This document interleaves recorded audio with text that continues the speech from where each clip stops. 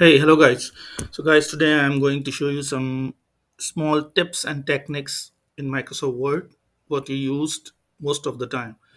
And this is very um, amazing and you can do these things within seconds.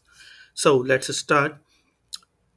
So the first thing I am going to tell you if you are creating your resume or biodata or you are sending email or something like that and you need the call log logo, yani that's the phone, and after that you will write your phone number.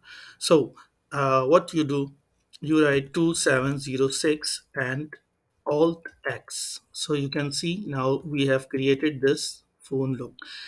If you want to create the flight logo, so now 2708 again alt x, so you can see now we have this